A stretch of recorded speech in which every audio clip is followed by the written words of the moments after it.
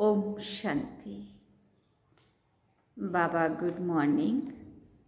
आज बाबा के 20 जनवरी 2023 के महावाक्य हैं। बाबा ने सार में कहा, मीठे बच्चे, तुम पीस स्थापन करने के निमित्त बने हो, इसलिए बहुत बहुत पीस में रहना है। बुद्धि में रहे कि हम बाप के अडॉप्टेड बच्चे आपस में भाई बहन हैं। बाबा ने प्रश्न पूछा, पूरा सरेंडर किसे कहेंगे, उनकी निशानी क्या होगी? तो बाबा ने उत्तर में कहा, पूरा सरेंडर वो जिनकी बुद्धि में रहता कि हम ईश्वरीय माँ बाप से पलते हैं। बाबा, ये सब कुछ आपका है, आप हमारी पालना करते हो। भले कोई नौकरी आदि करते हैं, लेकिन बुद्धि से समझते हैं ये सब बाबा के लिए है। बाप को मदद करते रहते, उससे इतने बड़े यज्ञ की कारोबार चलती, सबकी पालना होती। ऐसे बच्चे भी अर्पण बुद्धि हुए। साथ साथ पद ऊंचा पाने के लिए पढ़ना और पढ़ाना भी है। शरीर निर्वाह अर्थ कर्म करते हुए बेहद के माता पिता को श्वासों श्वास याद करना है। गीत सुना, ओम नमो शिवाय, ओम शांति। ये गीत तो है गायन, वास्तव में महिमा सारी है ही ऊंचे ते ऊंचे परमात्मा की, जिसको बच्चे जानते हैं और बच्चों द्वारा सारी दुनिया भी जानती है कि माता पिता हमारा वही है। अब तुम माता पिता के साथ कुटुंब में बैठे हो, कुटुंब माना परिवार में बैठे हो। श्री कृष्ण को तो माता पिता नहीं कहेंगे, भले उनके साथ राधे भी हो तो भी उनको माता पिता नहीं कहेंगे, क्योंकि वो तो प्रिंस प्रिंसेस है ना। शास्त्रों में ये भूल है। अब ये बेहद का बाप तुमको सभी शास्त्रों का सार बताते हैं। भले इस समय सिर्फ तुम बच्चे सन्मुख बैठे हो, कोई बच्चे भले दूर हैं, परंतु वो भी सुन रहे हैं। वो जानते हैं कि माता पिता हमको सृष्टि के आदि मध्य अंत का राज समझा रहे हैं और सदा सुखी बनाने का रास्ता व युक्ति बता रहे हैं। ये हूबहू जैसा घर है। थोड़े बच्चे यहाँ हैं, बहुत तो बाहर है। ये है ब्रह्मा मुख वंशावली, नई रचना है। वो हो गई पुरानी रचना। बच्चे जानते हैं कि बाबा हमको सदा सुखी बनाने आए हैं। लौकिक माँ बाप भी बच्चे को बड़ा कर स्कूल में ले जाते हैं। यहाँ बेहद का बाप हमको पढ़ा भी रहे हैं, हमारी पालना भी कर रहे हैं। तुम बच्चों को अब एक के बिगड़ दूसरा कोई रहा ही नहीं है। माँ बाप भी समझते हैं ये हमारे बच्चे हैं। लौकिक कुटुंब होगा तो 10-15 बच्चे होंगे, 2-3 शादी की होगी। यहाँ तो ये सब बाबा के बच्चे बैठे हैं। जितने भी बच्चे पैदा करने हैं सो अभी ही ब्रह्मा मुख कमल द्वारा करने हैं। जो भी बाबा का ज्ञान बाबा के मुख से सुनेगा वो बाबा के बच्चे हैं, मुख वंशावली हो गए। पीछे तो बच्चे पैदा करने ही नहीं है, सभी को वापस जाना है। ये एक ही अडॉप्टेड माता निमित्त है। ये बड़ी वंडरफुल बात है। ये तो जरूर है, गरीब का बच्चा समझेगा कि हमारा बाप गरीब है। साहूकार का बच्चा समझेगा कि हमारा बाप साहूकार है। वो तो अनेक माँ बाप हैं, ये तो सारे जगत का एक ही माता पिता है। तुम सभी जानते हो कि हम उनके मुख से एडॉप्ट हुए हैं। ये हमारा पारलौकिक माँ बाप है। ये आते ही पुरानी सृष्टि में हैं। जब मनुष्य बहुत बहुत दुखी होते हैं, बच्चे जानते हैं कि हमने इस पारलौकिक माता पिता की गोद ली है। हम सब आपस में भाई बहन हैं, दूसरा कोई हमारा संबंध नहीं है। तो भाई बहन को आपस में बहुत मीठा, रॉयल, पीसफुल, नॉलेजफुल, ब्लिसफुल बनना चाहिए। जबकि तुम पीस स्थापन कर रहे हो तो तुमको भी बहुत पीस में रहना चाहिए। बच्चों को ये तो बुद्धि में होना चाहिए कि हम पारलौकिक बाप के एडॉप्टेड बच्चे हैं, परम धाम से आए हैं। वो है दादा, ग्रैंडफादर। ये दादा है माना बड़ा भाई, जो पूरा सरेंडर है। वो समझेंगे हम ईश्वरीय माँ बाप से पलते हैं। बाबा ये सब कुछ आपका है, आप हमारी पालना करते हो। जो बच्चे अर्पण होते हैं उनसे सभी की पालना होती है। भले कोई नौकरी करते हैं तो भी समझते हैं कि ये सब कुछ बाबा के लिए है, तो बाप को भी मदद करते रहते हैं, नहीं तो यज्ञ की कारोबार कैसे चले। राजा रानी को भी माता पिता कहते हैं, परंतु वो फिर भी जिस्मानी माता पिता हुए। राजमाता भी कहते हैं तो राजपिता भी कहते हैं। ये फिर है बेहद के। बच्चे जानते हैं कि हम माता पिता के साथ बैठे हैं। ये भी बच्चे जानते हैं कि हम जितना पढ़ेंगे और पढ़ाएंगे उतना ऊंच पद पाएंगे। साथ साथ शरीर निर्वाह अर्थ कर्म भी करना है। ये दादा भी बुजुर्ग है। शिव बाबा को कभी बूढ़ा व जवान नहीं कहेंगे, वो है ही निराकार। ये भी तुम जानते हो कि हम आत्माओं को निराकार बाप ने एडॉप्ट किया है। और फिर साकार में ये है ब्रह्मा। अहम आत्मा कहती है हमने बाप को अपना बनाया है। फिर नीचे आओ तो कहेंगे हम भाई बहनों ने ब्रह्मा को अपना बनाया है। शिव बाबा कहते हैं तुम ब्रह्मा द्वारा हमारे मुख वंशावली बने हो। ब्रह्मा भी कहते हैं तुम हमारे बच्चे बने हो। तुम ब्राह्मणों की बुद्धि में श्वासों श्वास यही चलेगा कि ये हमारा बाप है, वो हमारा दादा है। बाप से जास्ती दादे को याद करते हैं। वो मनुष्य तो बाप से झगड़ा आदि करके भी दादे से प्रॉपर्टी ले लेते हैं। तुमको भी कोशिश करके बाप से भी जास्ती दादे से वर्षा लेना है। बाबा जब पूछते हैं तो सभी कहते हैं हम नारायण को वरेंगे। कोई नए आते थे, पवित्र नहीं रह सकते तो वो हाथ नहीं उठा सकते, कह देते माया बड़ी प्रबल है। वो कह भी नहीं सकते कि हम श्री नारायण को व लक्ष्मी को वरेंगे। देखो जब बाबा सन्मुख सुनाते हैं तो कितना खुशी का पारा चढ़ता है ना।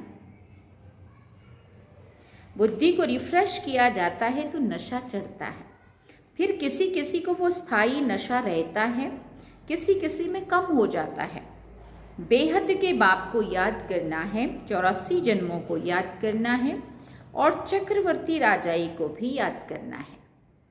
जो मानने वाले नहीं होंगे उनको याद नहीं रहेगी।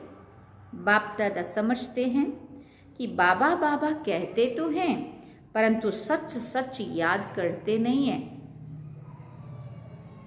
और ना लक्ष्मी नारायण को वरने लायक हैं। चलन ही ऐसी है। अंतर्यामी बाप हर एक की बुद्धि को समझते हैं। यहाँ शास्त्रों की तो कोई बात ही नहीं है।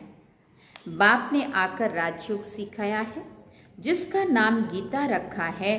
बाकी तो छोटे मोटे धर्म वाले सब अपना अपना शास्त्र बना लेते हैं, वो फिर पढ़ते रहते हैं। बाबा शास्त्र नहीं पढ़े हैं, कहते हैं बच्चे मैं तुमको स्वर्ग की राह बताने आया हूँ।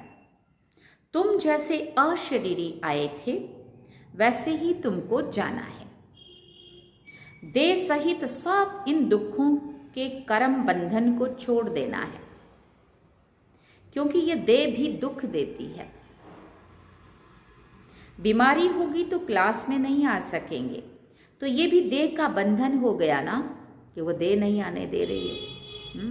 आप आना चाहते हैं लेकिन देह साथ नहीं दे रही है, तो ये भी देह का बंधन हो गया ना। इसमें बुद्धि बड़ी सालिम चाहिए।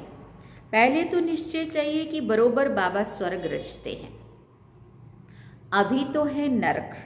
जब कोई मरता है तो कहते हैं स्वर्ग गया, तो जरूर नरक में था ना। परंतु ये अभी समझते हो क्योंकि तुम्हारी बुद्धि में स्वर्ग है। बाबा रोज नए नए तरीके से समझाते हैं तो तुम्हारी बुद्धि में अच्छी रीति बैठे। हमारा बेहद का माता पिता है तो पहले बुद्धि एकदम ऊपर चली जाएगी, फिर कहेंगे इस समय बाबा आबू में है। जैसे यात्रा पर जाते हैं तो बद्रीनाथ का मंदिर ऊपर रहता है ना, पंडे ले जाते हैं बद्रीनाथ, खुद तो ले चलने नहीं आता है ना, मनुष्य पंडा बनते हैं वहां तक पहुंचाने के। यहाँ शिव बाबा खुद आते हैं परम धाम से, कहते हैं हे आत्माएं तुमको ये शरीर छोड़ शिवपुरी में चलना है, जहां जाना है वो निशाना जरूर याद रहेगा। वो बद्रीनाथ चैतन्य में आकर बच्चों को साथ ले जाए ऐसा तो हो नहीं सकता है। वो तो यहाँ का रहवासी है। ये परमपिता परमात्मा कहते हैं मैं परम धाम का रहवासी हूं, तुमको लेने के लिए आया हूं। श्री कृष्ण तो ऐसा कह ना सके।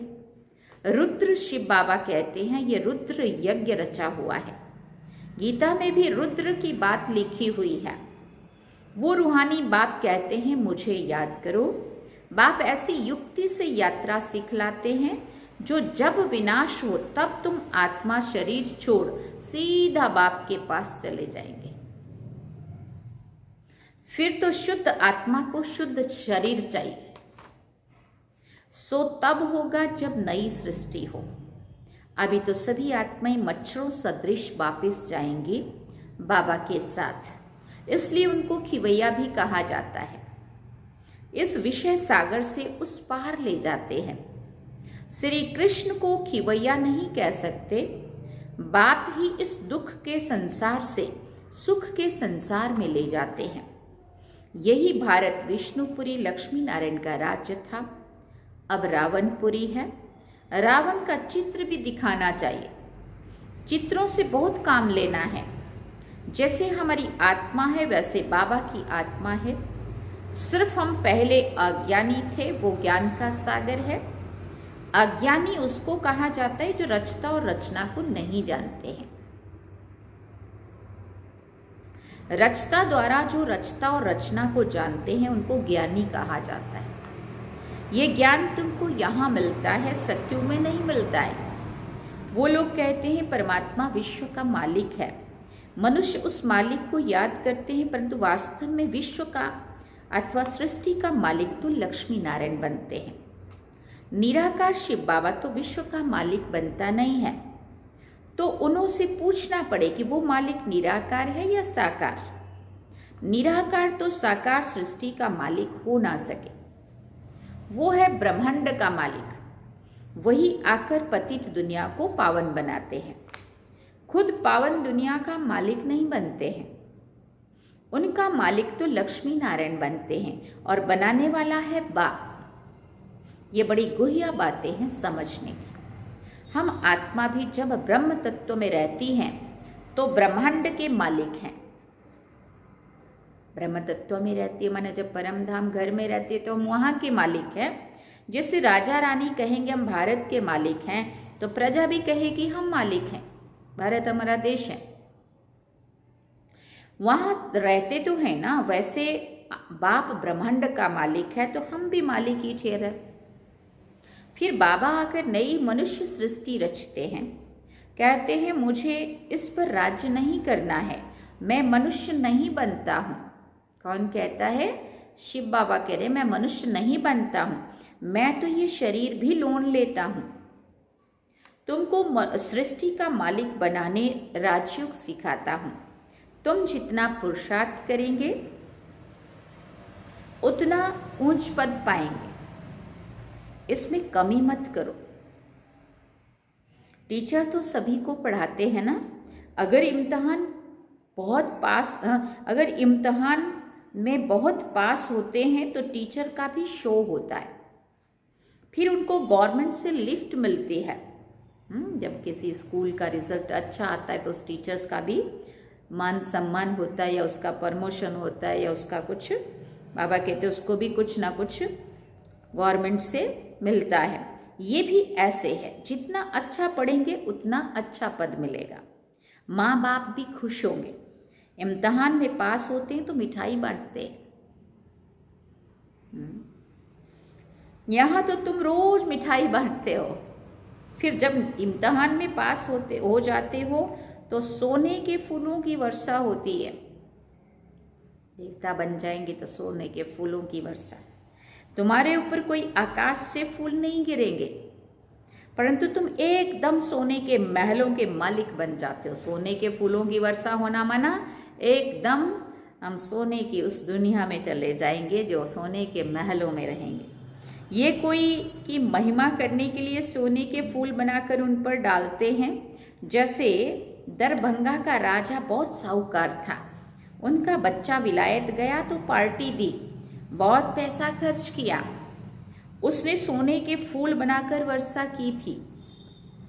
उस पर बहुत खर्चा हो गया, नाम बहुत हुआ था।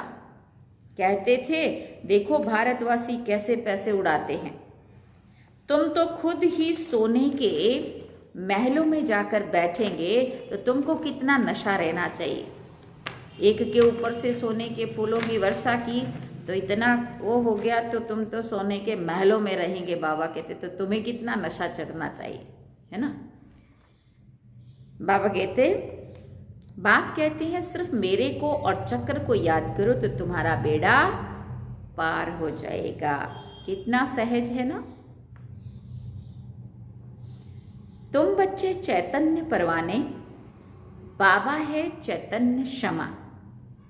तुम कहते हो अभी हमारा राज्य स्थापन होना है। अब सच्चा बाबा आया हुआ है। क्यों आया हुआ है? भक्ति का फल देने के लिए। बाबा ने खुद बतलाया है मैं कैसे आकर नए ब्राह्मणों की सृष्टि रचता हूं। मुझे जरूर आना पड़े। तुम बच्चे जानते हो हम ब्रह्मा कुमार और ब्रह्मा कुमारियां हैं, शिव बाबा के पोतरे हैं। ये फैमिली है वंडरफुल। कैसे देवी देवता धर्म का कलम लग रहा है, झाड़ में क्लियर है। नीचे तुम बैठे हो। तुम बच्चे कितने सौभाग्यशाली हो। मोस्ट विलव्ड बाप बैठ समझाते हैं कि मैं आया हूं तुम बच्चों को रावण की जंजीरों से छुड़ाने। रावण ने तुमको रोगी बना दिया है। अब बाप कहते हैं मुझे याद करो, अर्थात बाबा को याद करो, इससे तुम्हारी ज्योति जगेगी, फिर तुम उड़ने लायक बन जाएंगे। माया ने सबके पंख तोड़ डाले। अच्छा, मीठे मीठे सिकिल दे बच्चों प्रति माता पिता बाप दादा का याद प्यार और गुड मॉर्निंग। रूहानी बाप की रूहानी बच्चों को नमस्ते। हम रूहानी बच्चों की रूहानी माता पिता बाप दादा को दिलवा जान सिकवा प्रेम से याद प्यार, गुड मॉर्निंग, नमस्ते, थैंक यू बाबा, शुक्रिया बाबा।